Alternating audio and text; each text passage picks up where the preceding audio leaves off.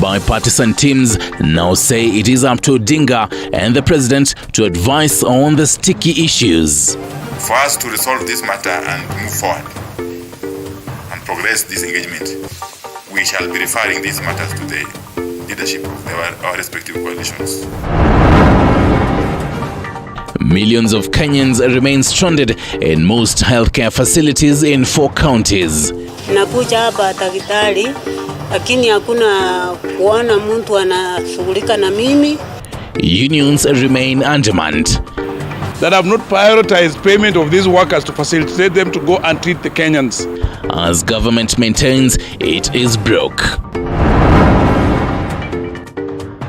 24-hour ceasefire seemingly fails to hold as rival factions wage on with the fighting. There are so far claimed over 200, with many more fleeing their homes, creating a humanitarian crisis.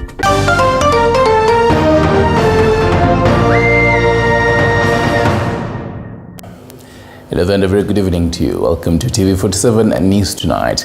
Karada Nyama is on the sign language interpretation and news today. Stanley Nyirungita. Now tonight, President William Ruto and Azimio Coalition Party leader Raila Odinga held the key to unlocking the stalemate on the bipartisan talks between the two sides, the inclusion of 2 MPs, Aden Kainan and David Kosing, and the sticky issue of agenda and whether the process is purely parliamentary or not, and now in the hands of the 2 leaders. TV47's Apollo Kumar reports on the inaugural sitting of the joint bipartisan teams led by Parliament's coalition leadership. Despite a breakthrough that eases political tension between Azimio and Kenya Kwanza on the bipartisan talks during Thursday's inaugural meeting that became the perfect icebreaker on sticky issues dividing the two sides, below the surface, the stalemate still persists. This is after the Azimio side continued opposing the inclusion of Elders MP Aden Kainan, who they hold is still an Azimio MP, while Kenya Kwanza opposed Pokot South MP David Kosing after his party leader John Lonyangapuo entered into an agreement with Kenya Kwanza. We have objected to their objection. Okay?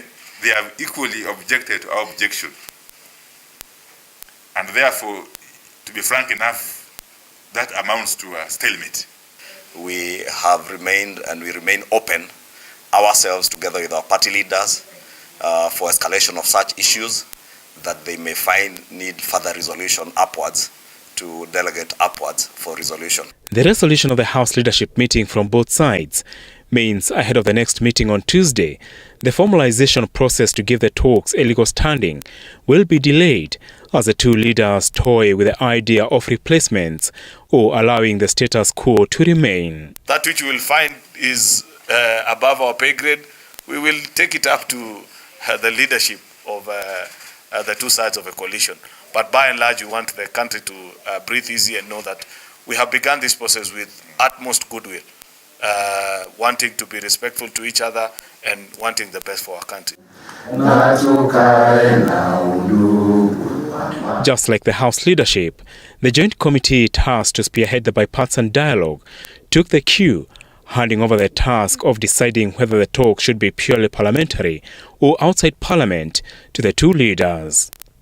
The terms of reference to which will form the agenda of the talks have also been handed over.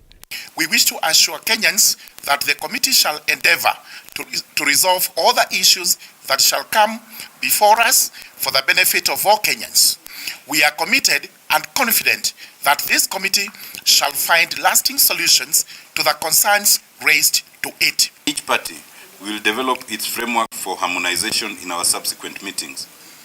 The committee noted the concerns raised about its composition, formalization, and the nature of talks, whether parliamentary or extra-parliamentary, and agreed to engage on the matter further in consultation with the appointing authorities. This was meant to be an icebreaker meeting, and it served its purpose. The next tough call is how to achieve consensus on the sticking points. Apol Kamau, TV47 in Nairobi. Meanwhile, Azimio la Umoja leader Raila Odinga has accused the Kenya Kwanza administration of misappropriating public funds and blaming their failure to deliver on the former regime. Raila has said that the administration has had enough time to consolidate funds and deliver on the promises it made to Kenyans during the campaigns.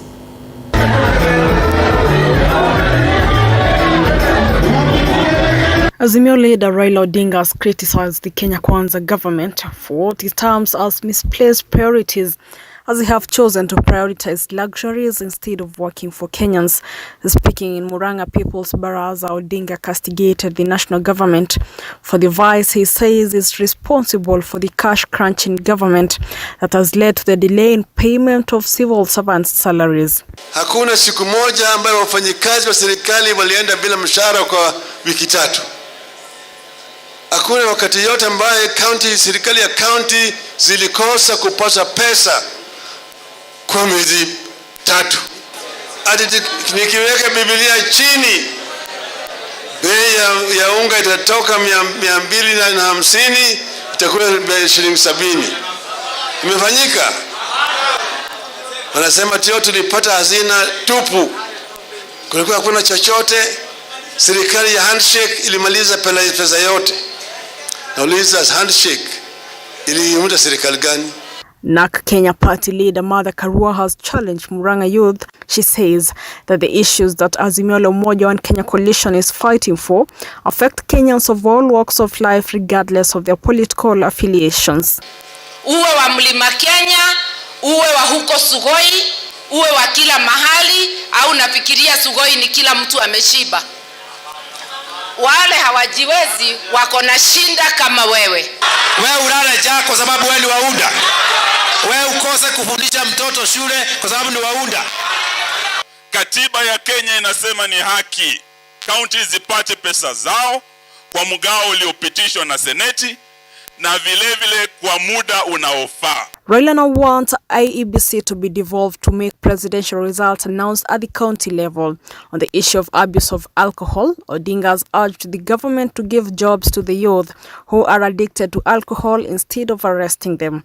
Flora Limuki, TV47. From politics for a bit, and Deputy President Rigathi Gachagua has maintained his stance on the fight against overconsumption of alcohol in not only the central region but also other areas in the country, while meeting security personnel, including Principal Secretary Interior Raymond Obolo, Central Regional Commissioner Frederick Shusia, among others, Thursday. The second-in-command lauded all the stakeholders involved in ending illicit brew and substance abuse, further noting that the process so far is commendable.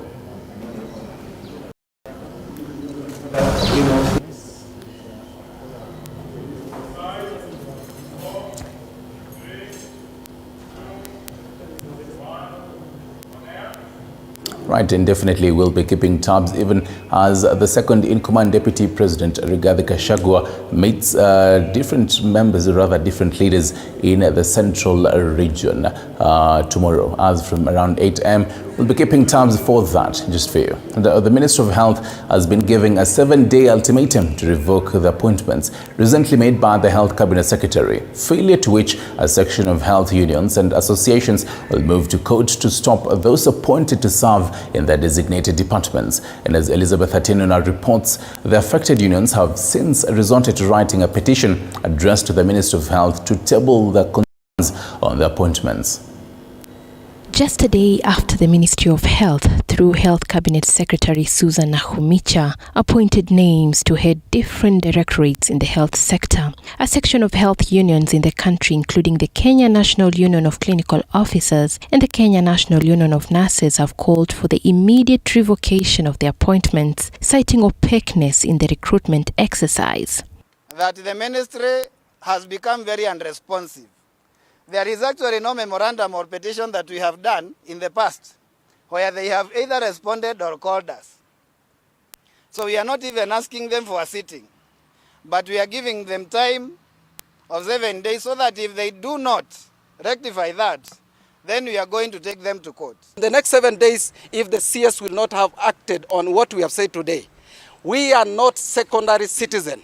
We are all citizens, we qualify to take up those positions, and we have contributed enormously to what is there in the health sector. We will move to court immediately within 7 days that we have stipulated. And I think this is also the very reason why we are having medical tourism in India, because the referral facility is now Afia House.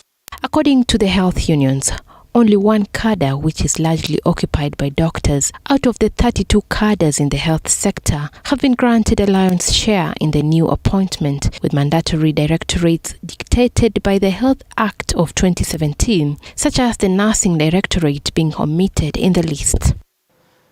And the result should be that we have a diverse team from all the cadres, so that when they sit to develop policy, then it is practical that they are going to have something that has inputs. Afi House is being turned into one of the biggest referral hospital facility, because all the specialists, all the pediatricians, the best surgeons, the best cardiologists are based there running donor programs. In fact, some of the directorates, like community health, which is purely preventive and promotive, is run by these cadres. This is selfishness.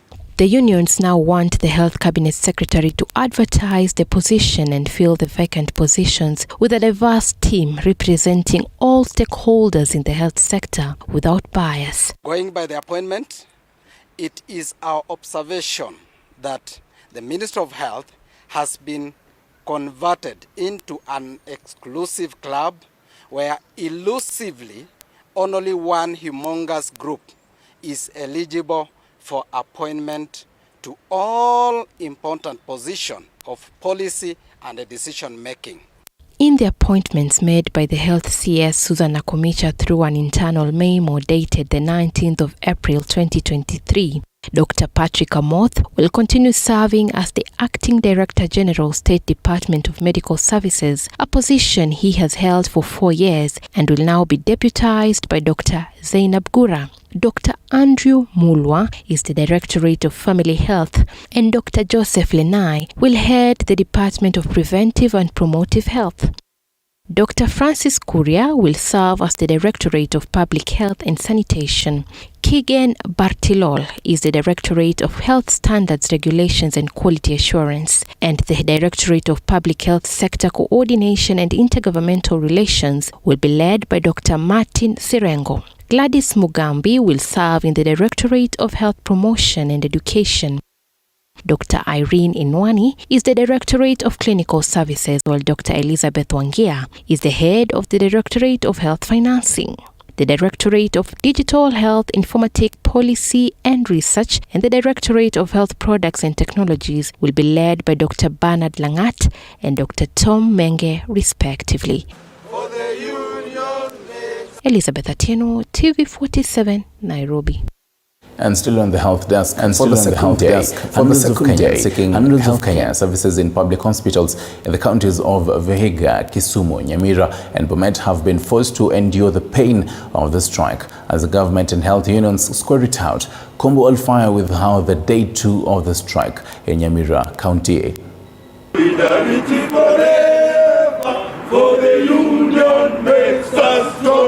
The pain of missing out critical health care. Nakuja hapa daktari, lakini hakuna kuona mtu anashughulika na mimi anipee madawa. Tumbo yangu inasumbua kikuba na magoro. According to the Kenya Medical Practitioners and Dentists Union, the work boycott that is going in Kisumu, Bomet, Nyamira and Vihiga is as a result of the county government levity in taking the interest of health workers into consideration as they have not been paid for months. Hakuna mtu anasaidia mpaka saa hii. Kono nachoka. Kwa nini bantu wa daktari wanakuwa hapa? Nasindwa. Speaking in Vihiga, Dr. Atela urged the affected workers not to resume to their normal duties till their demands are met by the county governments. Tuko na ile ujenzi wa barabara zinafanywa, tuko zile trips za magavana na masisi zinaendelea. So huwezi sema hakuna pesa za kulipa wafanyikazi na vitu zinaendelea. It is the county governments of these 4 counties that are on strike that have not prioritized payment of these workers to facilitate them to go and treat the Kenyans. It is the governor of Vihiga, the governor of Kisumu, the governor of Bomet, and the governor of Nyamira who do not want healthcare workers to reach the hospitals and serve the Kenyans. So immediately they pay, the health workers will be there to offer services. While the government pleads with the health workers to resume to work, the union and health workers at Keroka Level 4 Hospital remained adamant that they will not be going back to work until they are paid. Kwa sababu tumesema ile siku tutapata hiyo mishahara, sisi tuko tayari kurudi kazini. Tutarudi kazini asubuhi na mapema na kuona wagonjwa wetu. They say in as much they will want to go back to work, they are unable to even make it to work. Wakati atupewi mshahara wakati ufaao, watoto wetu hawaendi shule. Sisi tunalipa rent, wengine wetu hatujajenga makwetu. Fika hospitali because wengine tunatoka mbali, unatumia hata 500 kwa siku. Na lazima uende kila siku. So inatu affect kwa sababu message tunapata kwa simu hapa kila siku. Ukiambiwa lipa deni. For now, Kenyans in public medical facilities remain just a pawn as both the government and health workers continue fighting. Kombo Alfayo, TV47. And government pathologist Johansen Oduor visited Shakahola village in Magarini sub-county for the exhumation of at least 16 people who are believed to be followers of Pastor Paul Mackenzie and died of starvation. And as Chichi Josephina reports, more shallow graves to contain the remains of Pastor Mackenzie followers were unearthed. For the second day, homicide detectives camped at the 800-acre land stretch in Shakahola area in Kilifi County continued their mission of identifying grave sites after discovering 12 graves on Wednesday. And today's search has uncovered more insights into the cult linked to controversial preacher Paul Mackenzie. Na so far tumeconfirm kuna shallow graves zaidi ya 15 na kuendelea. So leo tuna identify tu zile graves pale ziko, zile sites ambazo makaburi haya yako. Empty and little activity can be seen here. Likely those living here have fled due to the ongoing operation. Maboma ambao tumetembea hapa, wengi nafikiri walipowapata habari ya kwamba sisi tunafika huku, wengi wamekimbia katika zile boma zao na wameacha maboma. Inaonesha dalili ya kwamba kulikuwa kuna watu wanaishi. Government pathologist Johansen Oduor visited Shakahola village in Magarini sub-county for the exhumation of at least 16 people after the Malindi court gave orders allowing the police to exhume 14 bodies, which when added to the other orders of last month for 2 children to be exhumed adds up to 16. Worse is that 7 more shallow graves out of the 32 located so far could be of children. Kulingana na pale wale watoto tumerescue mara ya kwanza, wametuambia watoto wengi ni kama wamehaga. Hizi kaburi nyingi tunaonyeshwa hapa saa hizi zimefika 18 na zingine tunaendelea kuonyeshwa. Iende zikakue nyingi ni za watoto wadogo. In the process, 3 persons were also rescued, among them a 16-year-old girl, bringing the total number of those rescued to be 30. Leo tumepata kama watu 4 ambao wamerejeshwa Malindi Hospital ili kuweza kupata matibabu ya haraka. Lakini hali hii ni hali mbaya. Tumepata mtoto mmoja wa miaka 16 ambayo tumemwokoa, tumpeleka katika kupatiwa huduma ya kwanza na matibabu katika hospitali kuu ya Malindi. The graves are said to be exhumed within the week after the search is completed. However, initial intelligence had revealed that there could be more than 31 bodies that were buried. Kwa sababu hii mfungo, huyu mtu aliwaambia wafuasi wake waweze watoto waanze kufunga mpaka wave, alafu wakina mama wafuate, alafu wazee. Wengi wametupigia katika ofisi zetu wakisema watu wao wamepotea, lakini sio kuwa ati walikuwa wamepotea. Wengi walihadaiwa katika dini hii, na hapa wanasema ni Holy Land katika mji ambao wanauita Sudan. Kwa hivyo hii tumeconfirm hapa, tumepata mahali ambapo walikuwa wanauzia vitu vyao vya matumizi.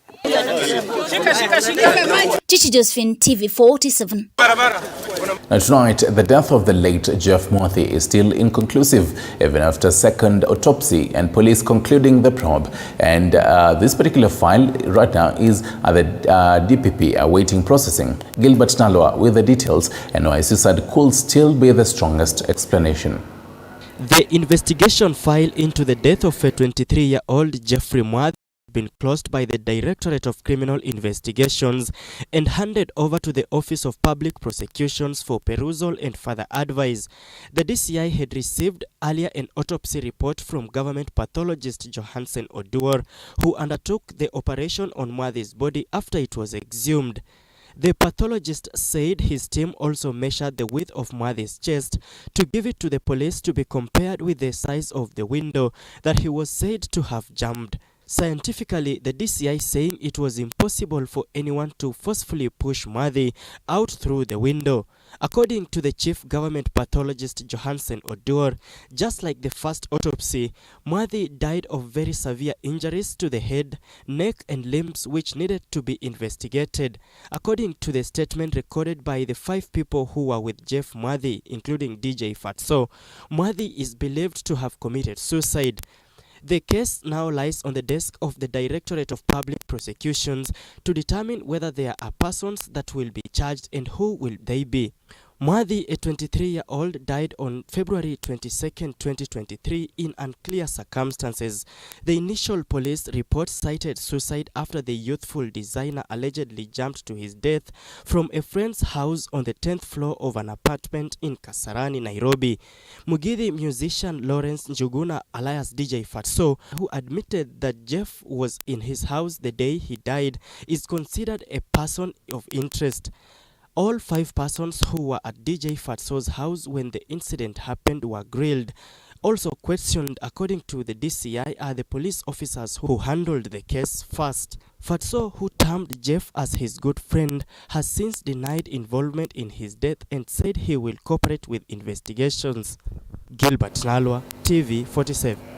And to some party politics, and the former ruling party Jubilee's leadership fate now lies within the party's internal dispute resolution committee after the Political Parties Tribunal declined to quash NEC's resolution that installed the LA MP Kanini Kega as former Ndirago MP replacement. And as Mike Kagongo reports, Kioni and the East African Legislative Assembly Member of Parliament Kanini Kega have staged a political spin that left members of the public with more questions than answers after both claimed to rip big following tribunal's rulings. Confusion has rocked the former ruling party Jubilee Party after Jeremiah Kioni and his once upon a time allies Kanini Kega and company interpreted the political party's tribunal disputes ruling differently. According to Kega's wing of the Jubilee Party, Kioni had suffered a major setback after his appeal flopped at the political party's dispute tribunal. As Jubilee, we are now past the 2022 election. We are now focusing 2027. If there are people who are looking backwards, that's their problem. For us, we are actually moving forward, and we recognize that the President of the Republic of Kenya is none other than Dr. William Samoei Ruto.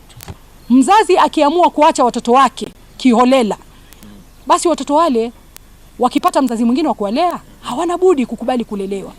Kwa hivyo, kwa wakubwa wa Azimio, ambao ndio wakubwa wetu kwa Azimio, na wakanya ya kwamba ukitupa mtoto wako, jirani akimchukua akimweka nyumbani kwake, usishangae. The former Kieni legislature claimed that the political party's dispute tribunal ruled that he was the substantive acting secretary general for the Jubilee Party after Kioni was suspended. A brief summary of those resolutions is as follows. 1.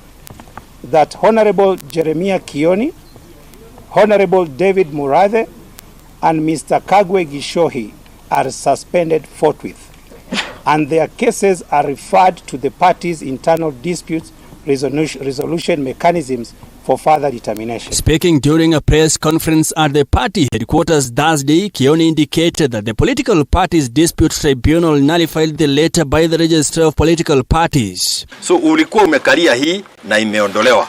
Siwe uko kwa hewa?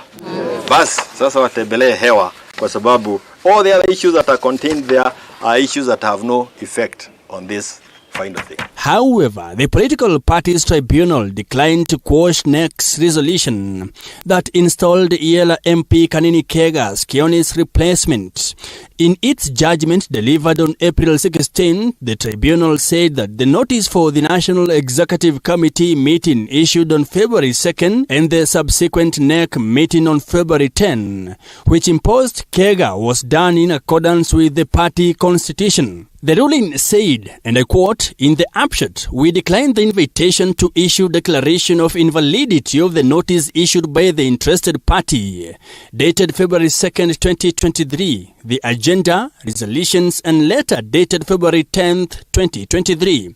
End of quote. However, the tribunal held that a letter by the Registrar of Political Parties dated February 13 that recognized the installation of Kega, the new SG, was breach of the law. It said, and I quote, "A declaration be and is hereby issued that the respondent's letter dated 13th February 2023 is null and void and of no consequential effect." End of quote. What is setting these guys into panic, and you need to know, is because they already have disciplinary cases before the dispute teams. That is why they are in a panic, and they then lied to other members of parliament, other members of NEC, who are now getting the truth. That is why yesterday, even after calling many people to the plaza, throughout the night, you can actually see many told them, we will go where Uhuru eventually will tell us. UDA itself is so frustrated because of the many people who are expecting many things, especially the hustlers, that many of them are considering coming to us. And we will accommodate anybody who at this time feels that Jubilee, because of the strength of the Azimio and the leadership of Raila Odinga and Uhuru Kenyatta, we will accommodate anybody who believes in what we do. Kioni had appealed the decision of the NEC meeting held at Sarova Woodlands Hotel in Nakuru, alongside party's Vice Chairperson David Mwathi and Treasurer Kagwe Gishohi. The decision of the tribunal not to quash the resolution of the Nakuru meeting means that Kioni remains suspended as Jubilee Party Secretary General until the internal dispute resolution mechanism process is completed.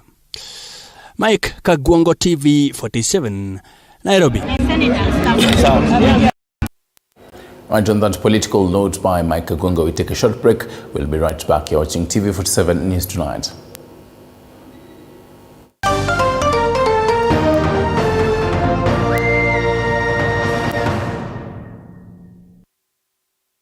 You are watching TV47, the hub.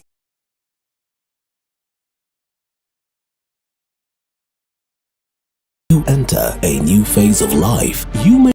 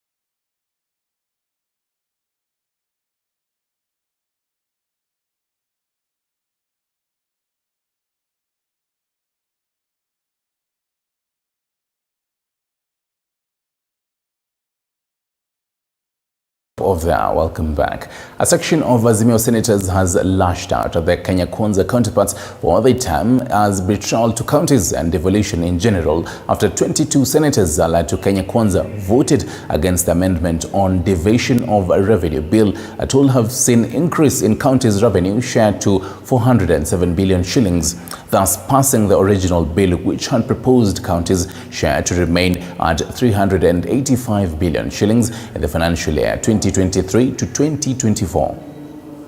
Table your communication, then I will read it. Can you allow me? Senators today passed the Division of Revenue Bill as it was proposed by Treasury for counties to receive 385 billion shillings, rejecting amendments on the bill as passed by Finance and Budget Committee after tough negotiations with Commission on Revenue Allocation to have counties at least receive 407 billion shillings for the financial year 2023-2024. However, in the Division of Revenue Bill, counties will still receive 15 billion shillings more on top of 370 billion shillings allocated to counties in the current financial year. Lakini ambacho kimetufedhesha na kutishtua ni kwamba wakati wa kupiga kura, hawa maseneta ambao umetajiwa hawa, wengine kaunti zao zina shida zaidi ya hata Nairobi. Inawezekanaje wewe uwe seneta wa pahali ambapo hawana maji, hawana shule, hawana barabara, lakini wakati ambapo unapata fursa ya kuongeza mgao wa fedha ambazo zinaenda kwa kaunti yako, wewe unachagua kufuata msimamo wa mrengo wako na kunyima kaunti yako fedha. Nataka wakazi wa hizi kaunti wajue kwamba maseneta wao wamewasaliti hii leo. So we are calling upon Kenyans to take notice of those gallant men and women who defended devolution to send more money to counties. As if that is not enough, over 29.5 billion shillings of last year's county allocation has not been dispersed back to counties, which is against the Constitution, which says a share of revenue for the county government must be released and sent to counties without undue delay. 22 Kenya Kwanza senators voted against Division of Revenue Bill amendment that would have allocated more money to county governments. Governors had demanded 425 billion shillings as the Commission on Revenue Allocation CRA recommended counties will thus receive 385 billion shillings as equitable share to the counties in the financial year 2023-2024. Of senators who have voted to ensure that we devolve 407 billion Kenya shillings to counties, and even though their vote did not carry the day, they will go on record as having stood for devolution at a time when the other side has voted to kill devolution. The names of the senators that have voted to ensure that we devolve more money to counties are as follows.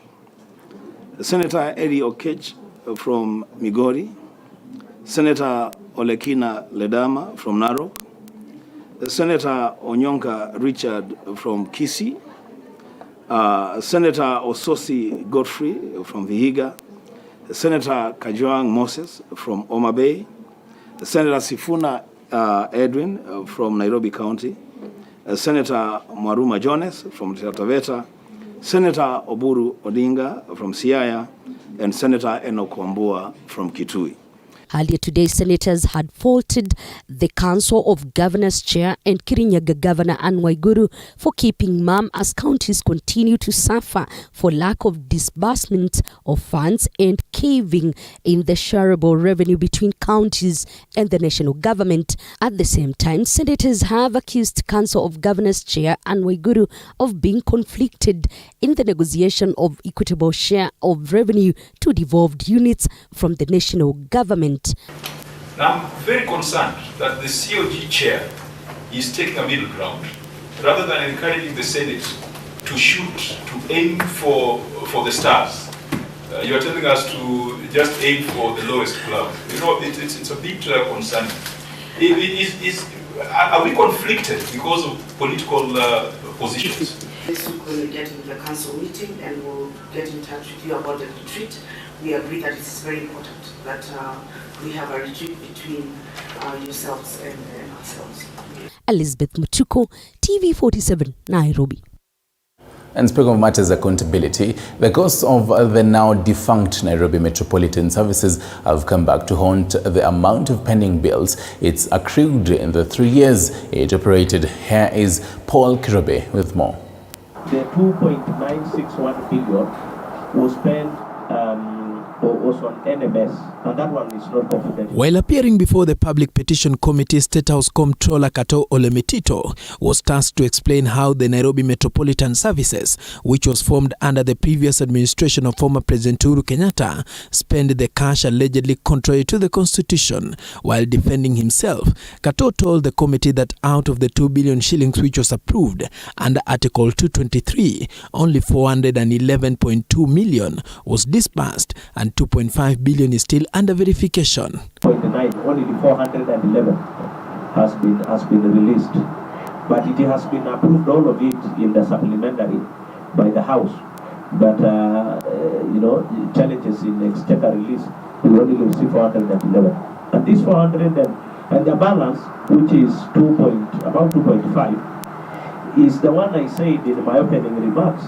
It's still undergoing pending bills verification.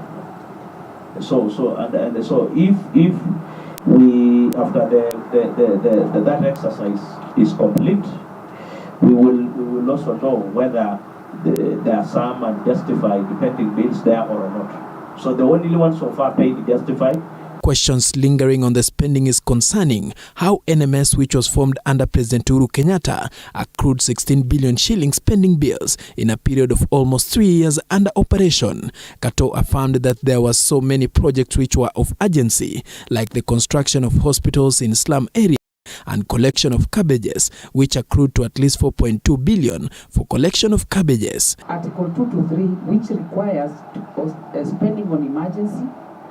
But we are coming here to confess that even though we have already been approved to receive this money by the Budget Committee and Article 223, but actually we have not even finished the process of verification of pending bills. Then it begs, was it necessary to invoke Article 223? That is the simple thing we want to understand. The NMS functions were transferred to the Nairobi County on September 2022, 1 month later after President Ruto took oath of office. You are transferring assets together with liabilities. My understanding of deed of transfer is you are transferring assets together with liabilities. But what we are getting from you, sir, is that you have transferred liabilities, but we still want to hold on this 2.9 million. And in fact, you have said you have actually done a verification of these bills. And now, if you receive the money, you are ready to pay. Why you say why these 16 billion is a huge figure is because there are presidential flagship projects inside there, which are being done by Kura in conjunction with NMS. That's why the figure will be the way it is. And Chair, order. The problem is to know who is waiting for this 16 billion. Is it Nairobi Metro? Is it Nairobi City County? Because it's a pending bill. And then there is the approved 2.9, and of the approved 2.9, 411 has been paid because it's verified. Now there is the 2.5 that has not been verified. Who is waiting for it? Sakaja, who now have full powers to perform functions related to the county's health, transport and ancillary services, as well as projects involving Nairobi's public works, physical planning and development, had promised NMS employees that they will have an important role to play in Nairobi County government's activities moving forward. In 2020, then Nairobi Governor Mike Sonko handed over key functions to the county in health, transport, public works and planning to the national government following a leadership crisis at City Hall.